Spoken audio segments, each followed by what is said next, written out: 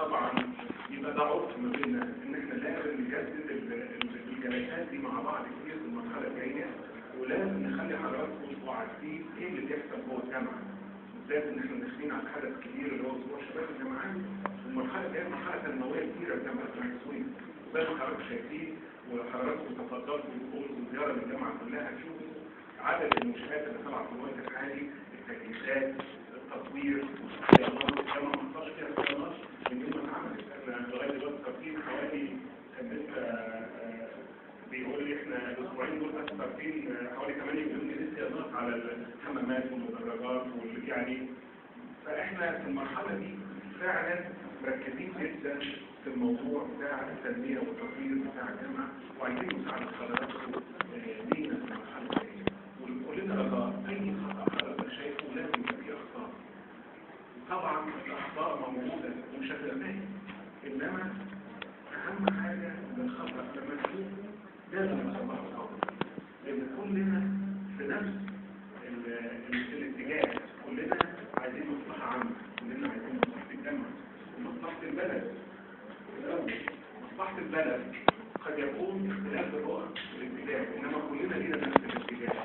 ممكن عشان كده احنا محتاجين نقعد مع بعض اكثر من مره وكلنا نتكلم مع بعض في اختلاف وجهه النظر، نوضح وجهه نظرنا، لان احنا عندنا الرؤيه بتبقى مختلفه، لان كل المعطيات اللي عندنا تبقى واضحه اكثر.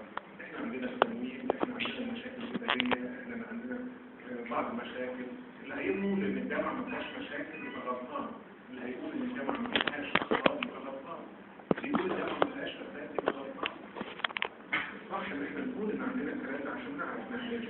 فدور حضراتكم معانا في المرحله الجايه فسرونا الطريق، ورونا ايه المشكله فين، بس الرجاء ان يكون صوره نقد وليس تقارب.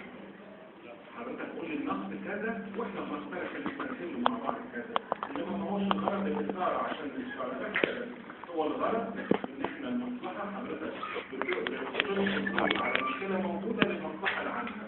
احنا مصلحتنا المستشفى تبقى كويسه، مصلحتنا ان احنا نناقش تعليم كويس، ومصلحتنا ان الطالب يرتبط بينا. في مشاكل طبعا، في مشاكل، البلد كلها مليانه مشاكل متراكمه. فخلينا نجيب بعض المرحله الجايه نحل مشكله بعض، ان الجامعه لو حلت مشاكلها ومشيت في الطريق السليم المرحله هتفرق كتير جدا. احنا في الفتره اللي فاتت جرينا ونسابق الزمن مع حضراتكم عشان نعمل اتفاقيات وعشان نخلي الجامعه يبقى لها دور موجود تنموي، مش بس في الاسماعيليه.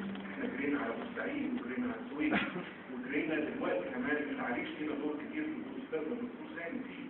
ودلوقتي بنعمل اتفاقيه كبيره جدا مع وزير التعليم الصناعي ان احنا نعمل تجمعات صناعيه من خلال الجامعه ليها